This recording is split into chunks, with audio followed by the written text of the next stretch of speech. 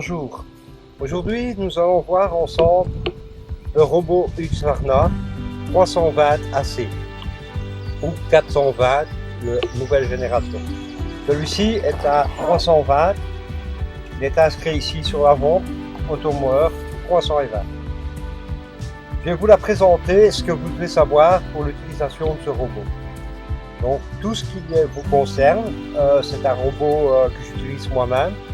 Je l'ai laissé se salir pendant environ une quinzaine de jours afin que vous vous rendiez compte de toutes les explications que je vais vous donner. Donc, l'interrupteur de mise en marche est ici à l'arrière. Vous voyez, c'est sali aussi. Il y a 0 et 1. Donc, comme on va manipuler le robot, je l'ai mis sur 0. Je m'assure que vous voyez bien. Moi, je vais approcher un peu. Comme vous le voyez, juste ici en dessous, tout l'arrière se salit. Auparavant, sur la carrosserie, j'ai mis du silicone qui permet, vous voyez quand c'est humide, de simplement frotter et tout part tout seul à la main. Vous voyez, très facilement, en quelques minutes, on a dégagé à peu près 15 jours de saleté qui se sont accumulés. Il suffit de simplement enlever, comme ceci. Vous nettoyez bien les roues arrière. Si ça s'est trop accumulé. Mais surtout, veillez à bien nettoyer les petits trous avant ici. Pourquoi je vous dis ça? Parce que, vous voyez, ça s'accumule. Et comme c'est fibreux, l'herbe de pelouse, ça va à longueur de temps garder de l'humidité au niveau des roulements de roues, ce qui n'est pas un avantage pour la durée de vie. Donc c'est très simple, vous nettoyez à cet endroit-ci et là, en fait l'entretien du robot courant prend moins de 5 minutes. En 5 minutes, vous l'avez tout à fait dégagé de la plupart des dépôts. C'est à faire régulièrement. Je dis conseil, une fois par semaine, un tout petit coup d'œil d'une durée de 5 minutes et le robot est OK. Pour changer les couteaux, c'est très simple, vous appuyez ici, vous allez dévisser cette vis et vous déposez le couteau, vous le remplacez toujours par une nouvelle vis et un nouveau couteau, c'est très important. Et ne remplacez jamais un seul couteau qui serait cassé par une pierre ou quelque chose qui aurait traîné dans votre pelouse. Remplacez toujours les 3 couteaux. Pourquoi? Pour une raison d'équilibre. Donc pour que le plateau de coupe toujours être parfaitement équilibré. Ou sinon ça va dégager un bruit sonore et une usure de l'axe et des roulements du moteur de coupe. Donc des frais plus coûteux que de remplacer les 3 couteaux. Donc l'entretien est très facile. Moins de 5 minutes semaine et votre robot est en ordre. Mais veillez à le faire, c'est très important.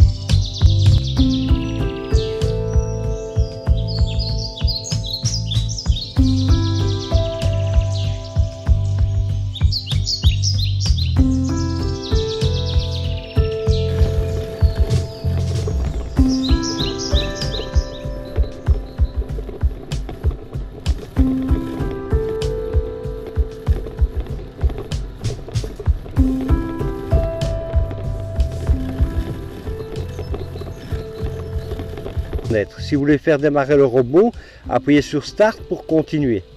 Maintenant, je vais vous montrer, on va parcourir ensemble les menus du robot. Comme vous appuyez sur Menu, vous avez donc le timer qui s'affiche. Vous voyez, on se balade dans l'écran avec les flèches de gauche et vous vous baladez exactement où vous voulez aller. Donc on va rentrer dans ce menu.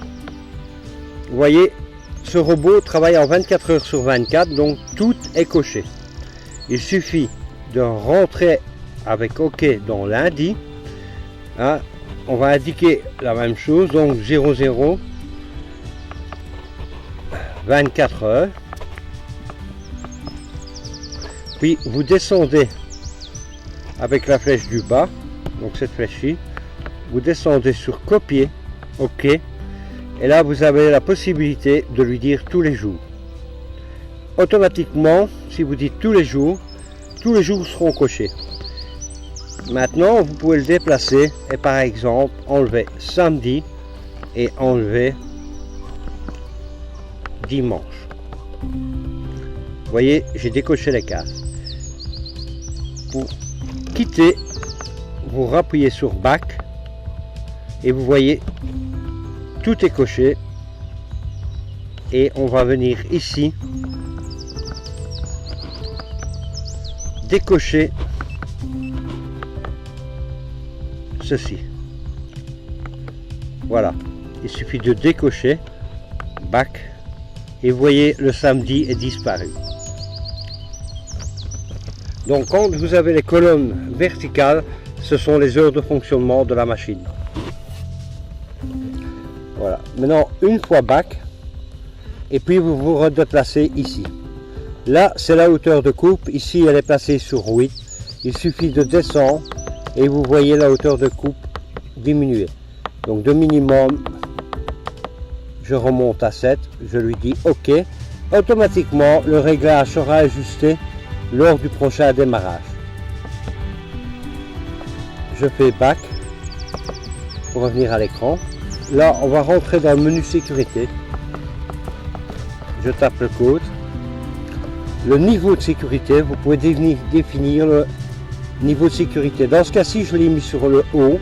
Ça veut dire la puissance maximum. Demande de code PIN pour tout. Enfin, c'est la puissance maximum de sécurité.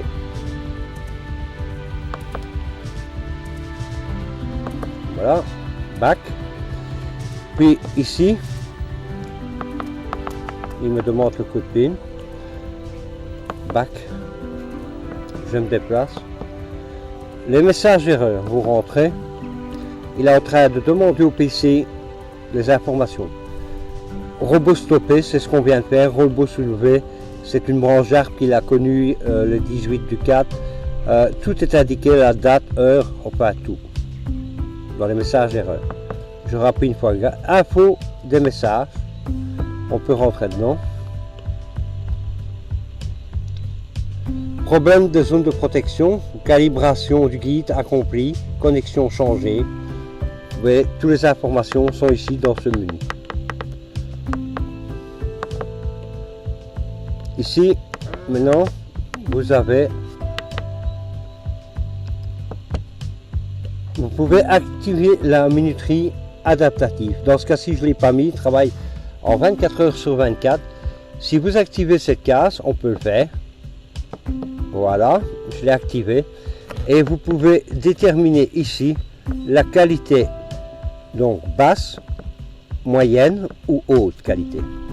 Donc, pour que vous compreniez, la vitesse de rotation du moteur de coupe est surveillée par l'ordinateur.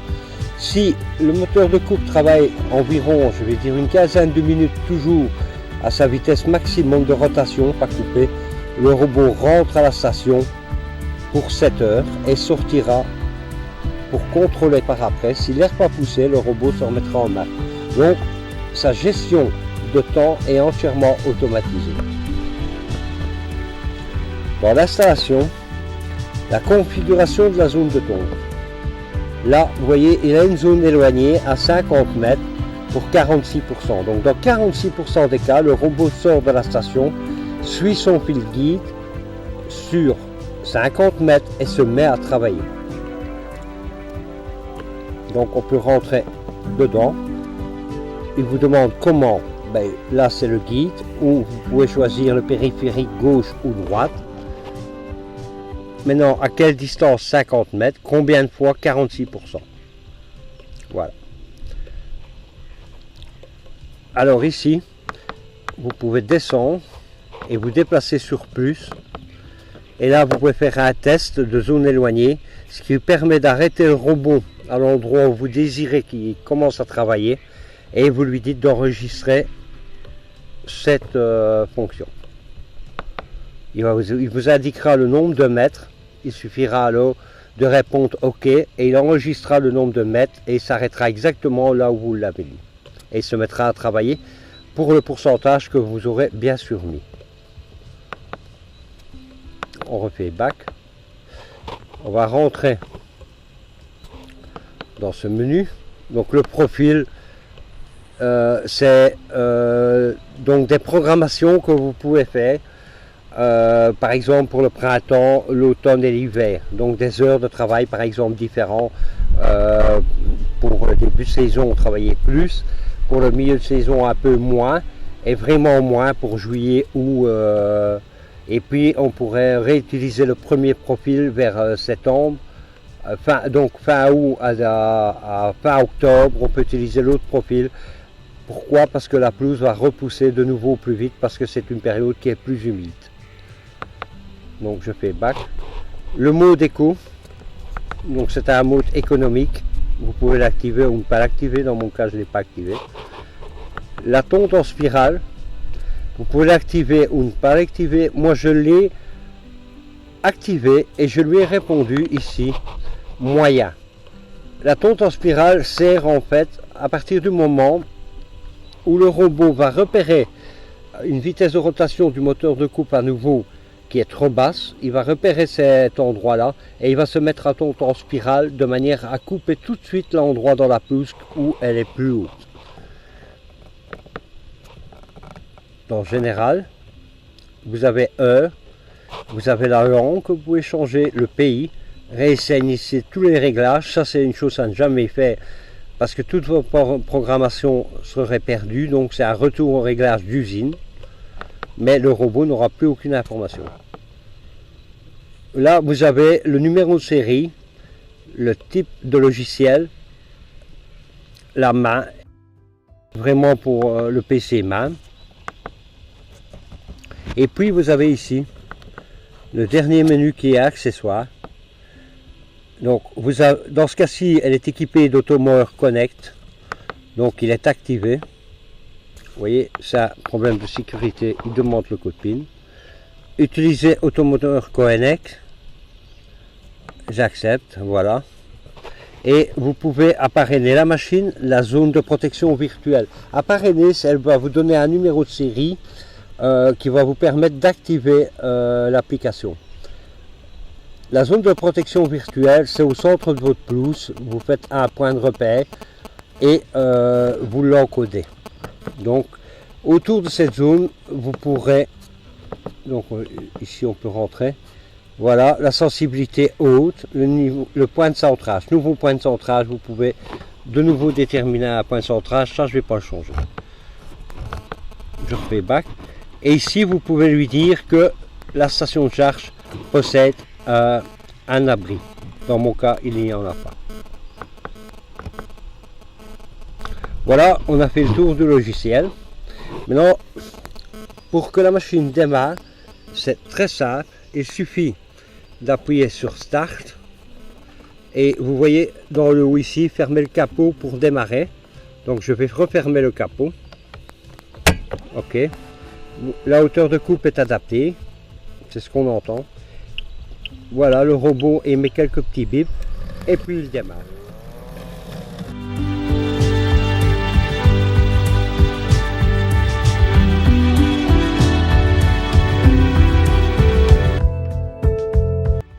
Dans cette vidéo, on a parlé de la 420 Husqvarna Automower. Vous avez une idée de comment bien l'utiliser, donc n'hésitez pas à remplacer les couteaux tous les 3 mois si la machine est utilisée vraiment en intense. Et les petits conseils, respectez-les et vous serez super content de cette machine. C'est un robot pour la pelouse qui est vraiment extraordinaire. Vous n'avez vraiment pas beaucoup de consommation d'énergie pour tondre votre pelouse. Pour donner une idée, cette machine là en 24 heures sur 24, ça va vous coûter une quinzaine d'euros pour une année, plus les couteaux bien sûr. Dans le pire des cas, vous aurez pour 25 euros de couteau saison.